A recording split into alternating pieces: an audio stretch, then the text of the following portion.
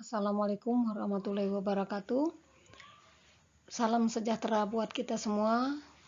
Bertemu lagi kita pada pembahasan materi statistika industri 1 dengan topik pembahasan ukuran sebaran. Ini merupakan bagian akhir dari analisa data pada video-video sebelumnya, di mana video pertama kita adalah tentang data. Dari data tersebut kita masuk ke tahap berikutnya, mengelompokkan dari data yang ada. Dari data yang jumlahnya sangat banyak tersebut, kita buat dalam bentuk data kelompok agar lebih mudah melakukan perhitungan dan analisanya. Dari pengelompokan tersebut kita buat dalam bentuk distribusi frekuensi atau dispreg, yang selanjutnya kita hitung nilai pusat dari data yang ada. Nah, setelah kita temukan nilai pusat dengan beberapa jenis nilai pusat, maka sekarang dari data tersebut kita juga akan melihat bagaimana mengukur sebaran dari data yang ada. Oke. Terus selanjutnya kita lihat apa-apa saja yang akan kita bahas mengenai dengan ukuran sebaran ini. Nah, pengertian dari ukuran sebaran. Apa itu ukuran sebaran? Jadi ukuran sebaran itu biasa juga disebut dengan disperse atau ukuran variasi atau ukuran penyimpangan. Jadi ada beberapa penyebutan yang biasa digunakan untuk ukuran sebaran. Yang manapun itu sama saja. Jadi beberapa pengertian tentang ukuran sebaran. Yang pertama adalah ukuran sebaran yang menyatakan seberapa jauh dari nilai rata-rata numerik menyebar atau menyimpang dari nilai rata-ratanya atau variasi data.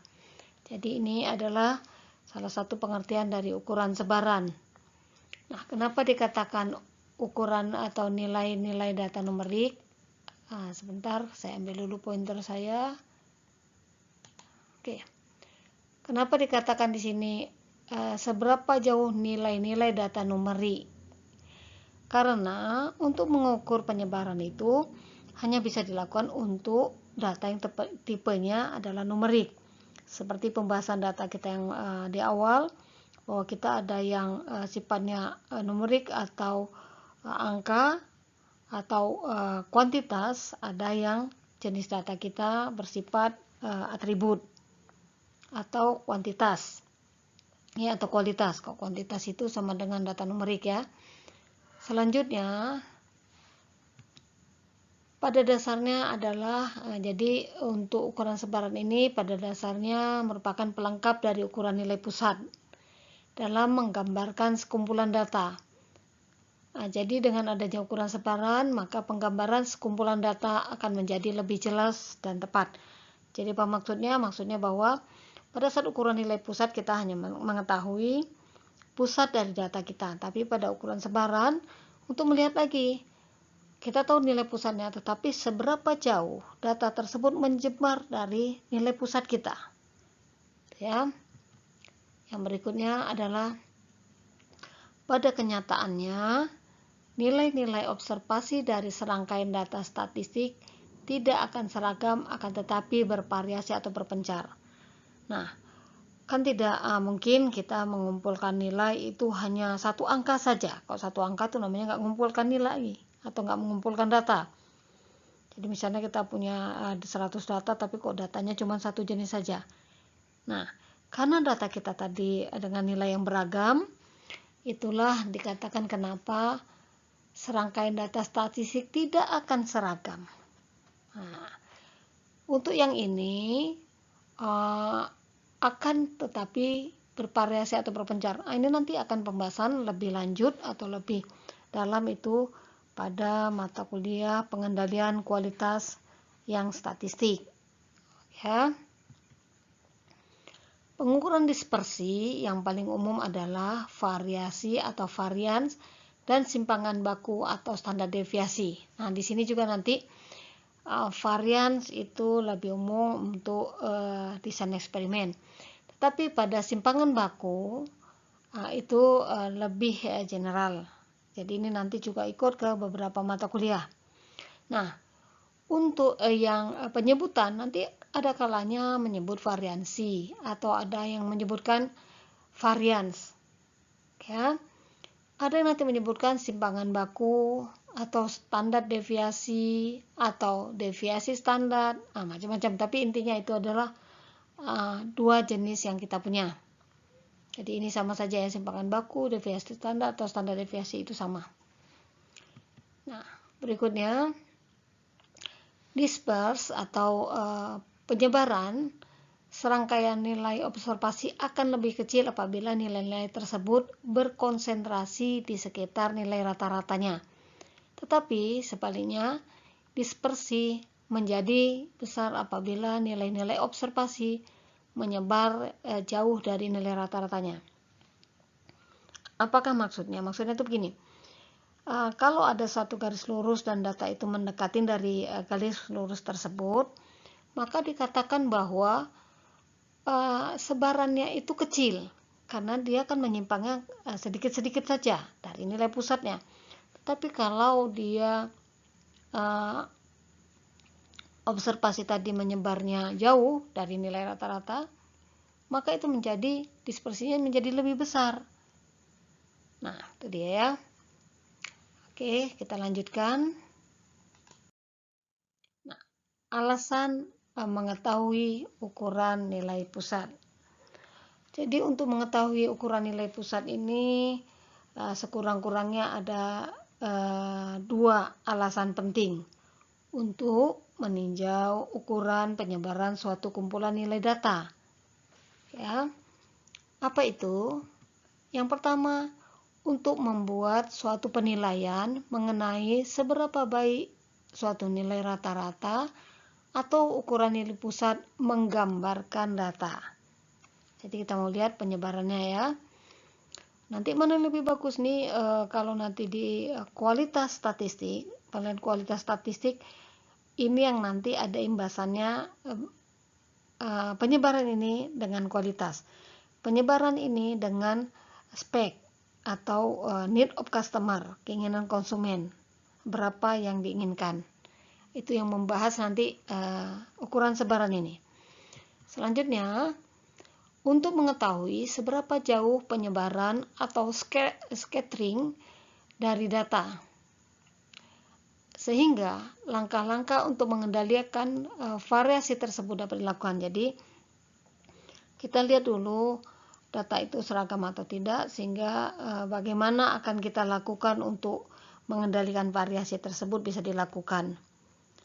Ya, jadi yang diinginkan apa? Pada kualitas dari suatu produk nanti pada saat aplikasi di mata kuliah berikutnya, itu yang diinginkan adalah variasinya seragam. Variasinya seragam artinya kalau kamu punya sekumpulan data, kalau data itu sangat acak sekali, itu perlu dipertanyakan apakah data yang kamu ambil itu berasal dari satu populasi atau tidak. Tetapi kalau data tersebut sudah seragam dengan terkendali dengan beberapa penyimpangan, maka untuk memperbaikinya akan lebih mudah dibandingkan sangat acak sekali. Oke ya, kita lanjutkan. Jenis-jenis ukuran sebaran. Jadi untuk melihat ukuran sebaran ini paling tidak ada 3 jenis umum yang biasa digunakan. Yang pertama adalah jangkauan, kisaran atau rentangan atau ring yang dinotasikan dengan R. Gitu ya notasinya. Nah, nanti kamu tidak perlu heran kalau nanti ada yang bilang berapa jangkauannya, atau yang bilang kisarannya berapa, atau rentangannya berapa, atau ring. Tapi biasanya ini akan menggunakan notasi R. Untuk selanjutnya kita biasanya menyebut dengan ring. Sehingga pada mata kuliah nanti kualitas pun kita akan punya nanti pengendalian data kita menggunakan peta atau chart ring. Ini dia ring. Yang pakai ringnya, oke ya. Yang kedua adalah nilai tengah atau rata-rata simpangan atau mean deviation atau MD. Jadi biasanya orang suka bilang mean deviasinya berapa, Ra? Caranya menggunakan rata-rata simpangan atau nilai tengah. Nah, yang ketiga adalah simpangan baku atau standard deviation atau biasanya dinotasikan dengan S atau SD. Ada juga nanti kalau untuk populasi dia biasanya menggunakan tau, atau kalau di kualitas nanti itu menyebutnya bukan tau lagi, menjadi sigma. Nah gitu, itu perbedaannya ya. Nah sekarang apa itu jangkauan atau ring tadi? Jangkauan adalah selisih antara nilai terbesar data dengan nilai terkecil data dalam himpunan suatu bilangan. Jadi kamu harus sudah ingat, ini saya akan ulang-ulang terus, ini sama seperti dengan nilai rata-rata, karena itu akan terus-terusan nanti muncul pada pembahasan berikutnya. Untuk ring, itu ingat saja, apa itu ring? Ring itu data terbesar kurang data terkecil. Itu saja intinya. Jadi R itu apa? Data terbesar kurang data terkecil. Mean deviasi merupakan ukuran penyebaran yang meninjau besarnya penyimpangan setiap nilai dari data terhadap nilai rata-ratanya atau mean-nya. Atau dengan kata lain adalah nilai rata-rata dari hitungan dari harga mutlak simpangannya. Jadi pada perhitungan nanti mean deviasi, kita akan melihat besarnya penyimpangan dari setiap nilai itu terhadap nilai tengahnya. Tetapi dihitung dengan harga mutlak. Ya, dihitung dengan harga mutlak. Nah, ketiga. Simpangan baku adalah akar tengah kuadrat simpangan dari nilai tengah atau akar simpangan rata-rata kuadrat. Jadi yang ini adalah bagaimana penyebaran setiap data tadi terhadap nilai pusatnya, nilai pusat yang ada. Tetapi di sini digunakan apa? Akar tengah kuadrat. Kenapa diakarkan? Karena tidak akan bernilai negatif. Jadi menghilangkan nilai negatif. Jadi dari di sini semua, dari ketiga ini jenis-jenis ukuran, ketiganya ini tidak akan bernilai negatif. Untuk ring, data terbesar kurang data terkecil, sehingga tidak akan mungkin negatif. Yang kedua adalah dia menghitung setiap nilai kita dengan nilai tengahnya. Tetapi untuk menghilangkan nilai negatif tersebut, maka dijadikan harga mutlak. Ya. Pada simpangan baku, demikian juga. Harga setiap nilai tadi dikurangkan dengan nilai tengahnya. Tentu saja akan ada nilai yang negatif. Untuk menghilangkan nilai negatif tersebut, maka nilai selisih tadi itu dikuadratkan, sehingga bilangan dikuadratkan maka menghilangkan juga nilai negatif kalau dia ada nilai negatifnya. Nah, kenapa tidak boleh bernilai negatif? Ya memang penyebaran tidak akan bernilai negatif. Kenapa? Seandainya saya tanya, rumah kamu di mana ya? Nah, kalian misalnya satu kelompok data atau satu kelas, kalian tinggal berpencar-pencar. Ada yang tinggalnya di daerah timur, barat, selatan, utara, atau nanti ada yang tinggalnya di Tembung, ada yang tinggalnya nanti di Tanjung Merawa, ada yang di Binjai, ada yang Belawan, macam-macam. Tapi pada saat saya bertanya, berapakah jarak dari rumah kalian ke kampus? Maka kalian tidak akan menyebutnya negatif 15 kilo, Bu. Kenapa tidak menyebutkan negatif 15 kilo? Pasti menyebutnya 15 kilo misalnya. Atau dekat aja, Bu. Cuman 100 meter juga udah nyampe, Bu, kemari tempat kos-kosan saya. Kenapa tidak ada satu mahasiswa pun menyebutkannya dengan kata negatif? Karena itu berkaitan dengan sebaran. Sebaran itu adalah rentangan jarak. Sehingga nggak mungkin negatif. Nah, itu dia ya. Jadi untuk menghindari negatif itulah mungkin digunakan nilai-nilai tadi seperti ini. Data terbesar kurang data terkecil tidak akan negatif. Ini juga tidak negatif, ini tidak negatif. Karena yang mau kita ketahui adalah jaraknya. Jarak setiap data kita dengan titik tengahnya. Jarak, bukan nilai berdasarkan titik koordinat. Jadi nilai negatif positif itu biasanya akan muncul jika nilai kita tersebut kita bicara dalam bentuk sumbu koordinat. Ya, kita lanjutkan. Nah, berikut ini adalah variasi atau dispersi yang dapat kita bagi dua. Tadi kita ada variasi, ada dispersi, gitu ya. Jadi sebetulnya sama saja sih. Variasi itu disperse. Biasa seperti itu. Nah, apa itu variasi?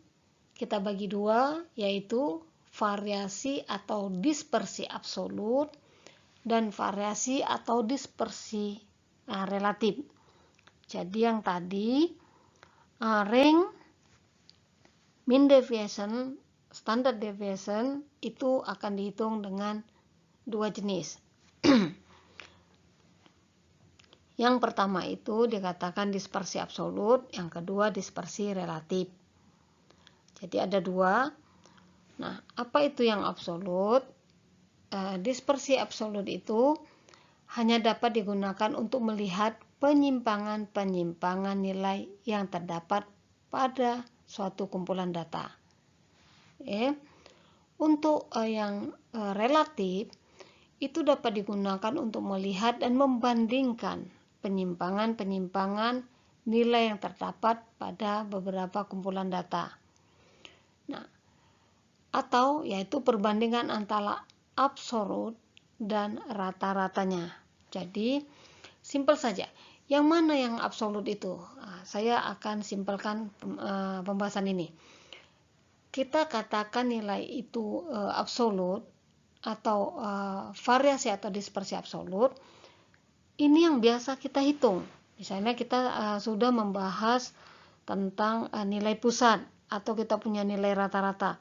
Nah, rata-rata tersebut yang kita cari pada video sebelumnya itu dikatakan absolut. Nilai itu masih nilai variasi atau dispersi absolut.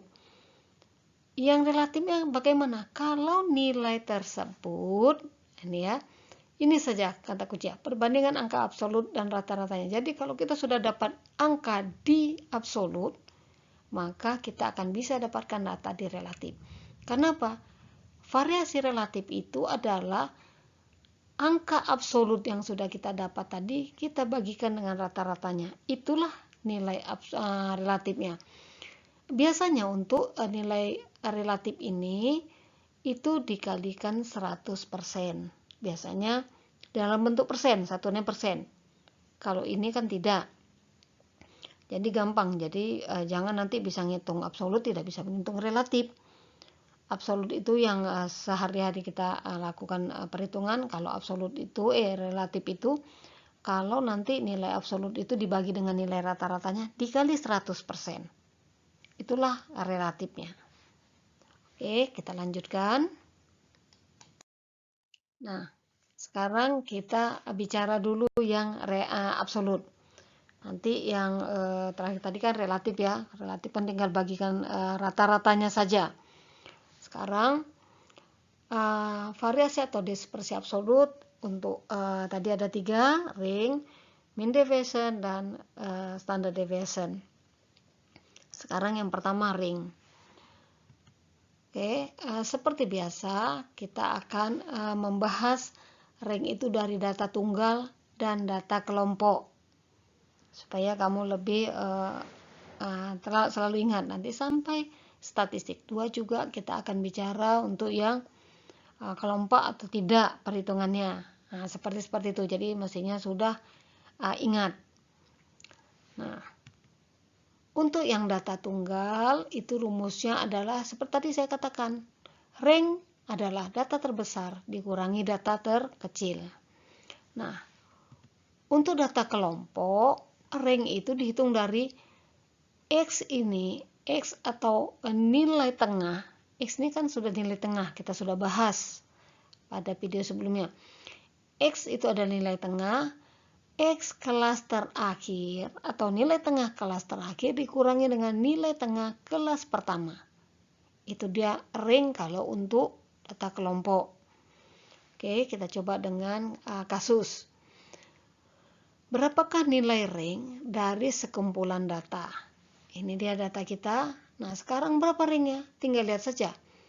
Rank sama dengan data terbesar dikurangi data terkecil. Data terbesarnya mana? Oke, berarti dari sini kita bisa lihat bahwa data terbesarnya itu adalah 12. Data terkecilnya adalah 7. Oke, saya tandain dulu ya. Supaya enak, saya tandain. Untuk yang terbesarnya ini 12, walaupun ada 2 biji tidak masalah. Yang terkecilnya 7. Yang penting angkanya mau berapa jumlah angkanya nggak masalah, tapi kita hanya perlu nilai yang terbesarnya berapa, nilai yang terkecilnya berapa. Jadi 12 dan 7. Selanjutnya kita tinggal hitung. R sama dengan 12 kurang 7 sama dengan 5. Jadi rentangan kita atau ring kita adalah 5. Ring ini sebetulnya sudah kita bahas pada saat kita membuat dispreg. Ingat ya, pada saat kita membuat dispreg kita sudah ketemu ring. Tapi ring yang di situ adalah ring untuk data yang belum dikelompokkan. Ya, bagaimana menjadikan kelompok. Nah, sekarang bagaimanakah untuk data kelompok? Data kelompok adalah ring sama dengan nilai tengah kelas terakhir kurang nilai tengah kelas pertama. Kita ambil kasus kita lagi. Kasus seperti sebelumnya berkaitan dengan jumlah penyelesaian atau waktu penyelesaian ujian statistik. Jadi ditanya tentukanlah ringnya. Nah, untuk itu saya ambil lagi yang sudah didispreg. Jadi data yang 100 yang ada tersebut sudah saya buat dalam bentuk kelompok ini, saya tinggal copy paste saja dan yang sebelumnya. Kalau begitu, manakah X kelas terakhir atau nilai tengah kelas terakhir? Menentukan X sudah tahu ya. Nilai tengah kelas terakhir ini dia. Saya highlight lagi. Nilai tengah kelas pertama mana? Ini dia. Nah, kalau begitu tinggallah kita hitung. Nilai tengah kelas terakhir dikurangi nilai tengah kelas pertama adalah 26,95 dikurangi dengan 2,95 sama dengan 24. Jadi ring kita untuk data penyebaran yang bersifat kelompok yang sudah dikelompokkan adalah 24. Ya. Ini untuk yang berkaitan dengan ring. Saya pikir gampang ya, tinggal masukkan aja. Untuk yang bagaimana mengelompokkan data, lihat di pembahasan kita pada video sebelumnya. Oke, kita lanjutkan lagi. Nah, mean deviation. Nah, pada mean deviation kita lihat kita akan menggunakan juga data tunggal dan kita coba gunakan data kelompok supaya tetap tahu walaupun data kita kelompok. Ya. Pada data tunggal rumusnya mean deviation saya notasikan saja MD supaya lebih gampang mengingatnya. Sigma XI dikurangi X rata-rata mutlak. Bentar, saya ganti dulu pointer saya. Oke, ini dia. Ini ada garis tegak. Nah, ini yang saya maksud pada slide saya yang di awal tadi, bahwa MD ini digunakan untuk melihat penyebaran rata-rata dengan nilai kita dengan nilai pusatnya, tapi menggunakan harga mutlak. Nah, untuk itu, kalau nilai sudah dibuat seperti ini, dibuat garis tegak, maka nilai yang negatif tadi rubahlah menjadi positif. Itu maksud nilai mutlaknya, harga mutlak. Ini dibagi N. N itu berapa jumlah data. Nah, kita coba lihat kasusnya. berapakah nilai min deviasi dari data 286, 286, 311. Nah, kita hitung. Nah, ini dia. 2 kurang 6 tambah 8 kurang, karena sigma ya. Sigma ini kan semua data dijumlahkan. Nah, X1 kurang X rata-rata. X1-nya 2. Ini 2. Kurang 6. Dari mana kan 6? 6 itu dari rata-ratanya. Rata-rata ini. Gimana rata-ratanya? Ya gampang kan kalau data tunggal saja gini. 2 tambah 8 tambah 6 tambah 3 tambah 11. Berarti berapa? 10, 19, 20, 30. 30 dibagi dengan berapa data kita? 2, 4, 5. 30 bagi 5 sama dengan 6. Jadi 6 itu dari rata-rata nilai yang ada ini. Jadi 2 kurang 6 ditambah 8 kurang 6 tambah 6 kurang 6 tambah 3 kurang 6 tambah 11 kurang 6. Jadi masing-masing ini dikurang dengan berapa jumlah data? 5. Maka hasilnya ada gini, 4 tambah 2 tambah 0 tambah 3 tambah 5. Bu, kenapa tidak bernilai negatif yang 2 kurang 6 ini? Itu yang saya katakan, saya buat tegak. Ingat ya, tegak bukan tanda kurung, tapi tanda tegak. Kalau tegak ini, nilai negatif itu tetap menjadi positif. Ya, jadi yang ini pun 3 kurang 6, kenapa tidak min 3? Karena dia sudah harga mutlak, jadi 3. Jadi dijumlahkan semua bagi 5 ini, dapatlah hasilnya 2,8. Ngerti ya maksudnya? Jadi jangan nanti kalau siapa yang membuat ini tanda kurung, maka itu menjadi salah. Karena apa? Kalau kurung itu ini ya tetap jadi negatif. Nah, tapi kalau tegak itu menjadi nilai mutlak, menjadi positif. Untuk data kelompok, ini dia. Ingat saya selalu katakan dari ukuran nilai pusat, menandakan data itu kelompok atau tidak, nanti akan ada unsur F, frekuensi. Nah, kalau di tunggal dia N, di kelompok itu F. Sama saja. N itu jumlah data. Di sini juga jumlah frekuensi. Nah, jadi jumlah frekuensi kan sama dengan jumlah data. Ya. Apa itu FI? FI itu adalah frekuensi pengamatan kelas ke I-nya. Oke. XI adalah titik tengah kelas ke I. Nah, kita tadi punya X ya, X1, X2, X3, dan seterusnya. Sigma X sama dengan arithmetic mean. Jadi nilai rata-rata dari yang data kelompok tadi. Nah, ingat, ini sudah kita hitung pada ukuran nilai pusat. Nah, nanti hati-hati, kita sudah pernah menghitungnya. Nah, sigma F adalah jumlah frekuensi. Ya. Kita lanjutkan.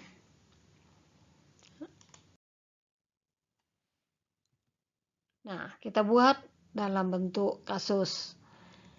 Kasusnya sama seperti yang sebelumnya juga, yaitu data tentang penyelesaian ujian statistik. Nah, kalau tadi ditanya hitungnya ring, sekarang hitunglah dengan min deviasi. Nah, kita ambil. Ini dia. Kita ngambil kelas, kita ngambil F. Ini data aslinya ya. X kita sudah pernah hitung pada saat kita akan menghitung ukuran nilai pusat. Maka ini sudah ada. Ini apa? Ini titik tengah kelas. Bawah tambah atas bagi 2. Ini dia. Ya. Nah, seperti tadi, kita untuk menghitung MD kita butuh apa? X dikurangi X rata-rata. Maka X dikurangi X rata-rata ini inilah dia. Nah, karena yang kita butuhkan adalah ini dia.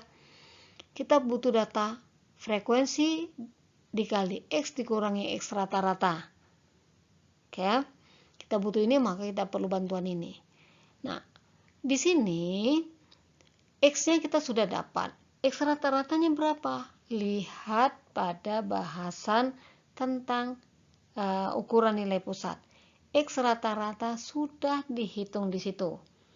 Jadi X rata-rata kita berapa? 15,63 waktu itu. silakan Anda cek kembali pada saat pembahasan tentang ukuran nilai pusat. Jadi 15,63 itu untuk X rata-ratanya, sehingga X dikurangi X rata-rata berarti 2,95 dikurangi dengan 15,63. Nah, ini dia. Kenapa tidak negatif? Karena ini tegak, ada garis tegaknya. Artinya datanya atau harganya menjadi harga mutlak. Jadi positif. Oke ya. Selanjutnya F kali X dikurangi X rata-rata mutlak. Dari mana? Ya, kolom F dikali dengan kolom X kurang X rata-rata mutlak. Nah, ini dia. Jumlahnya ini dia. Jadi hasilnya adalah MD. Nah, ini rumusnya tinggal masukkan saja. Yang ini kan dari ini. 41,60 dibagi F, 100 data kita. Maka dapatnya 4,416. Ya. Sekarang kita lanjutkan lagi. Kita sudah min deviasi. Sekarang standar deviasi. Standar deviasi juga akan kita lihat data tunggal dan data kelompok. Nah, kita bahas dulu data tunggal. Untuk standar deviasi ini banyak sekali cara yang bisa digunakan untuk menghitungnya atau metodenya. Yaitu yang pertama dengan metode biasa, yang kedua dengan metode angka kasar. Jadi dengan cara manapun silakan, dengan metode yang manapun silakan, akan sama nilainya nanti. Nah, hanya beda metodenya saja ya. Untuk metode angka kasar kita bagi dua lagi, untuk yang sampel besar dan untuk sampel kecil. Pada statistik, suatu sampel itu dikatakan besar kalau nilai N-nya itu lebih dari 30. Tetapi kalau nanti N atau jumlah data yang kita ambil itu lebih kecil sama dengan 30, maka itu dikatakan sampel kecil. Nah, ini harus tetap diingat ya, ini istilah ini. Sampel besar yang seperti apa? Kalau jumlah data atau sampel yang kita ambil itu lebih dari 30. Tapi kalau sampel yang nanti kurang dari sama dengan 30, itu dikatakan sampel kecil. Karena itu akan tetap berbeda untuk secara perumusan ke depannya. Nah, untuk sampel besar, ini dia kita rumuskan. Untuk sampel kecil, nah, ini dia. Perbedaannya di mana? Perbedaannya pada pembagiannya. Pada sampel besar itu N saja, pada sampel kecil adalah menggunakan N kurang 1. Nah, ini harus kalian ingat ya. Ini akan selalu muncul. Selanjutnya untuk metode angka kasar kita bagi dua juga untuk yang sampel besar dan sampel kecil. Sampel besar menggunakan apa? Ini dia rumusnya. Kalau sampel kecil ini dia. Bedanya di mana ya? Di sini juga. Di sini pakai N saja, di sini pakai N kurang 1. Di sini pakai N, ini N kurang 1. Ya. Nah, apakah sama nanti nilai sama? Kalau misalnya sampel besar kamu pakai ini, kamu pakai yang ini sama yang ini, sama nanti hasilnya. Jadi tidak bermasalah, tidak masalah ya. Yang penting lihat dulu besar atau kecil. Nah, jadi tinggal lihat cara menghitungnya saja. Oke, kita lanjutkan lagi. Slide berikutnya. Oh, ini kasusnya dulu kita letak di sini ya. Kasusnya untuk data tunggal, ini dia. Berapa nilai min deviasi dari data 2, 8, 6, 3, 11. Nah, di sini ini sama yang tadi ya, sama dengan yang kita kasus pada ini standar deviasi. Pada min deviasi tadi, ini juga saya ambil angkanya. Jadi, berapa nilainya? Ini dia. Kenapa ini 6? Tadi pembahasan kita di slide sebelumnya, di slide min deviasi sudah dihitung nih rata-ratanya ya. Rata-rata mana? Ini nilai ini dibagi 5. Oke, jadi ini dia. Bedanya apa sama min deviasi? Kan sama aja sebetulnya rumusnya sama min deviasi. Bedanya apa? Pada saat min deviasi, ininya tidak tanda kurawal, tetapi dengan tanda tegak, sehingga nilainya positif, positif, positif. Yang ini, karena dia tidak tanda mutlak, maka menghilangkan negatifnya ini dikuadratkan. Gitu ya. Dikuadratkan sehingga nilainya ini menjadi positif. Selanjutnya nanti dibagi dengan jumlah data ini. Kita mengkuadratkan ini tujuannya menjadikan positif. Untuk menghilangkannya lagi, kita tarik akar lagi, kan sama saja. Jadi kita tarik akar lagi, kita akarkan supaya menghilangkan lagi nilai yang kuadrat, pengaruh kuadrat tadi ya. Nah, hasilnya berapa? 3,67.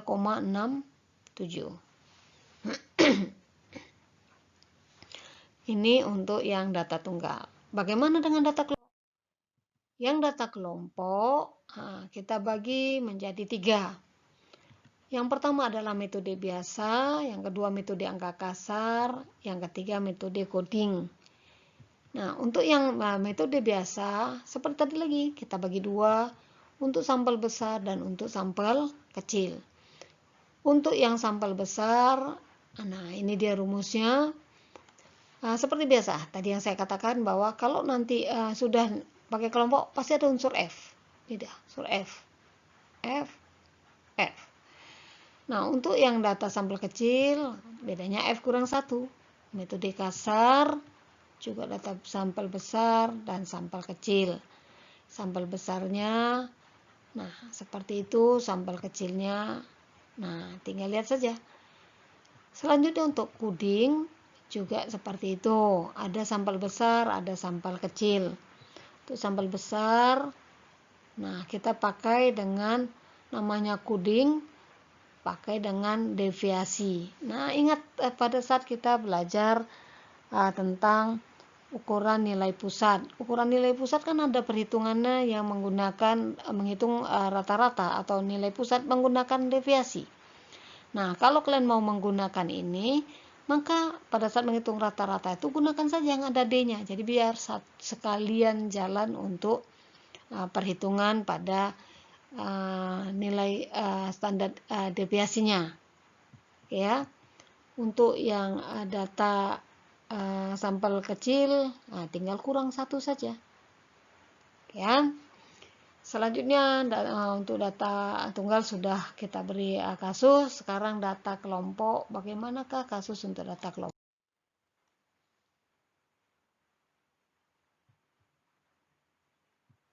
Nah, ini dia.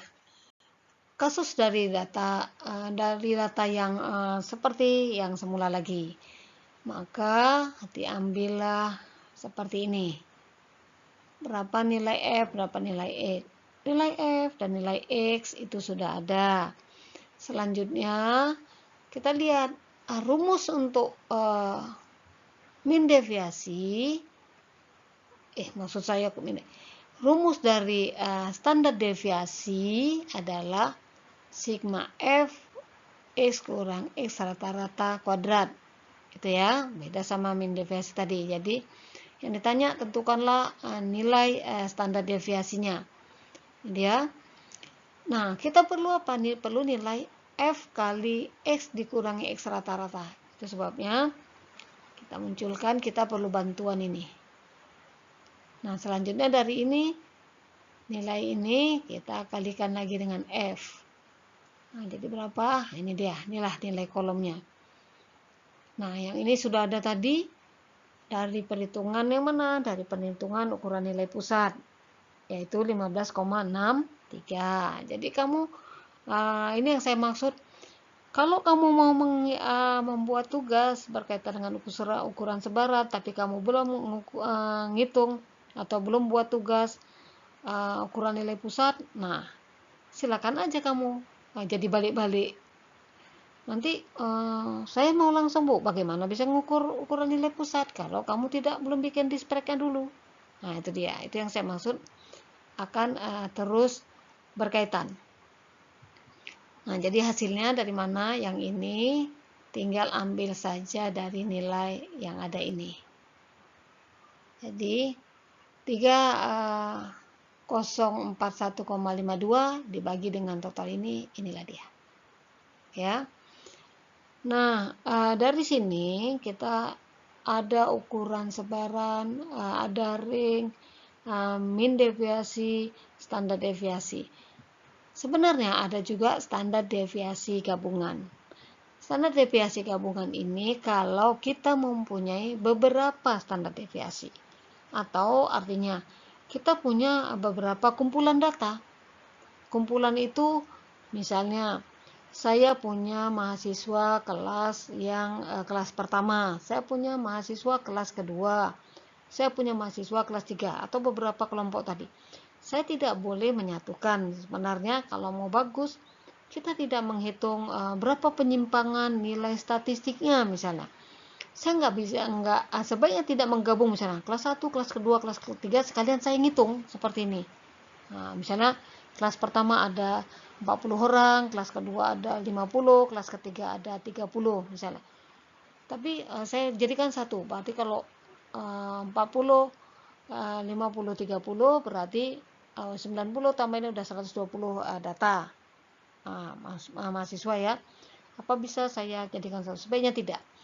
Masing-masing kelas saya hitung dulu rata-ratanya. Selanjutnya masing-masing kelas juga saya hitung simpangan bakunya. Nah, jadi setelah itu baru saya jadikan satu. Saya hitung simpangan baku gabungan sama dengan sigma NI kurang 1 SI per sigma NI kurang K. K ini maksudnya berapa kelompok, misalnya kelompok kita. Ya, saya buat dulu sini keterangannya. S gabungan adalah simpangan baku gabungan rata-rata simpangan. NI besarnya sampel ke I. SI adalah simpangan baku ke I. Nah, K banyaknya sampel, artinya itu gini. Jadi, kalau misalnya kamu punya ada 3 tadi, maka kamu bikin N1-nya berapa tadi? 50 misalnya, 40. 40 kurang 1 sudah dikali simpangan baku yang di kelompok pertama tadi berapa? Nah, yang untuk 40 orang tadi. Isikan. Sudah dibagi dengan sigma NI. Sigma NI tadi berapa? Nah, 40. Oke ya. Dikurang dengan K. Nah, kalau ini kan simpangannya ini artinya nanti ini dijumlahkan ya. Nah, ini dijumlahkan. Saya ulangin. N1 40 dikurangi 1 dikali dengan simpangan bakunya berapa. Ya. Ditambah kelompok kedua berapa? 50 kan? 50 dikurangi 1 dikali berapa simpangan baku kelas kedua. Kelas ketiga berapa? 30 dikurangi 1 dikali dengan simpangan baku kelas 3. Nah, ketiga-tiganya itu dijumlahkan. Sudah? Jadi, nilai ketiganya tadi dijumlahkan baru dibagi dengan sigma NI. Sigma NI tadi N1 tambah N2 tambah N3. 40 tambah 50 tambah 30, 120 dikurangin K. K-nya berapa? Kita ada 3. Ketika 3 kelompok. Nah, seperti itu kita nanti ngitungnya. Nanti silakan tinggal ikutkan saja. Ya. Nah, saya lanjutkan lagi.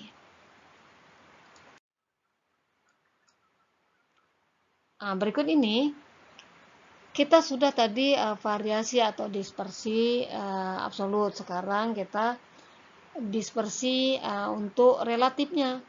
Seperti tadi yang awal saya katakan, dispersi absolut itu dispersi relatif adalah dispersi absolut dibagi rata-ratanya atau sebaran mutlak dibagi rata-ratanya. Jadi kalau sudah dapat absolut ya tinggal gampang bagi saja sama rata-ratanya, selesai. Nah, ini dia. Untuk yang variasi ring, ada variasi min deviasi disebut dengan VMD dinotasikan. Kalau variasi ring VR. Variasi min deviasi VMD. Bagaimana dengan variasi untuk simpangan baku? Untuk variasi simpangan baku tidak ditulis dengan VSD, tidak, atau VS, tidak, tetapi orang biasa menyebutnya dengan koefisien variasi. Jadi ya bedanya ya. Nah, sekarang variasi ring. Variasi ring itu ya tinggal ini saja seperti saya katakan. Seperti rumus ini, variasi ring dapat nilai ring berapa dibagikan rata-rata kali 100%.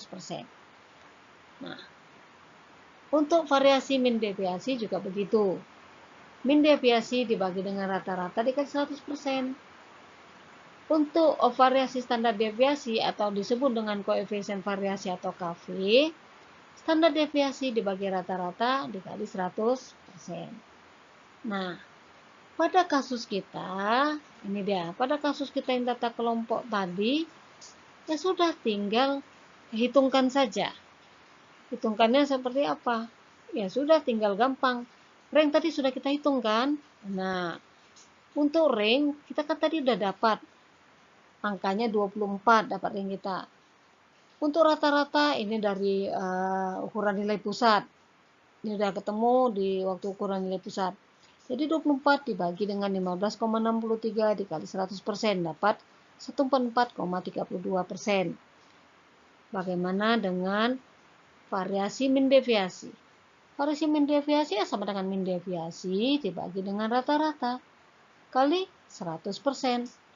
Nah, min deviasinya berapa kita tadi menghitungnya? 4,416. Dibagi berapa ya? Rata-rata tadi berapa? 15,63. Nah, kali 100% sama dengan 26,25%. Begitu juga untuk variasi standar deviasi atau yang disebut dengan koefisien variasi atau KV. Adalah standar deviasi bagi rata-rata kali 100%. Ini hasil dari perhitungan standar deviasi kita tadi. Dibagi rata-rata kali 100 dapatnya 35,32%. Nah, jadi inilah pembahasan kita sampai dengan terakhir untuk analisa tentang data yang ada. Nah, ini merupakan dasar untuk perhitungan statistik pada tahap-tahap berikutnya. Jadi untuk berikut-berikutnya nanti, kalau ada hitungan kamu sudah punya dasarnya. Karena untuk hitungan apapun, biasa mereka butuhkan adalah ukuran nilai pusat. Itu dibutuhkan sama penyimpangannya. Karena itu merupakan parameter dari statistik. Jadi parameter statistik itu yaitu tadi ketemunya apa? Rata-rata, simpangan baku atau variansi. Itu saja, itu yang dijadikan notasi. Ya. Jadi biasanya parameter statistiknya orang menghitung rata-rata, orang menghitung simpangan baku, atau orang menghitung variansi. Variansi adalah kuadrat dari simpangan baku. Nah, untuk yang selanjutnya nanti kita sudah masuk dalam bentuk angka-angka analisa. Jadi ini dasar perhitungannya. Jadi dari data sampai dengan ini, ukuran sebaran itu sebaiknya Anda pahami dan tahu bagaimana cara menghitungnya. Salah di awal ini maka akan salah selanjutnya. Sama dengan pembahasan kita data. Pada saat kamu salah dalam pengambilan data, maka sia-sialah kamu menghitung yang sekian panjangnya nanti. Karena kuncinya itu adalah pada saat bagaimana kamu mengumpulkannya. Ya, kita lanjutkan. Nah, sekarang tugasnya. Seperti yang sebelumnya, silahkan lagi Anda hitung. Ya, sebaran mutlak dan sebaran relatif. Kita kan tadi sudah dua kan ukuran sebaran, ada sebaran mutlak, ada sebaran relatif. Sebaran mutlaknya yang mana saja, sebaran relatif mana saja. Sebaran itu kita bagi tiga tadi, ring, min deviasi, standar deviasi.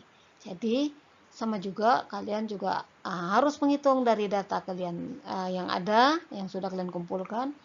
Hitunglah untuk sebaran mutlak dan relatifnya. Jadi hitunglah ring, min deviasi dan standar deviasi data dari data kelompok kalian tersebut. Nah, jadi ngitung berdasarkan untuk sebaran mutlaknya dan sebaran relatif. Ya, jadi setelah ini selesai untuk pembahasan kita berkaitan dengan data. Kita akan lanjutkan nanti, sudah masuk ke dalam probabilitas. Oke ya. Jangan lupa silakan Anda lanjutkan tugas yang ada sehingga nanti punya satu paket kumpulannya tadi. Nah, setelah ini baru Anda akan kumpulkan tugas Anda. Ya. Ini merupakan dasar-dasar pada statistika industri 1. Oke. Itu saja yang bisa saya sampaikan pada pembahasan kita kali ini berkaitan dengan ukuran sebaran. Semoga apa-apa yang sudah saya sampaikan itu bisa bermanfaat bagi Anda dan dapat dimengerti dengan baik. Dengan mengucapkan wabillahi taufiq wal hidayah. Assalamualaikum warahmatullahi wabarakatuh. Sampai bertemu pada video-video kita berikutnya.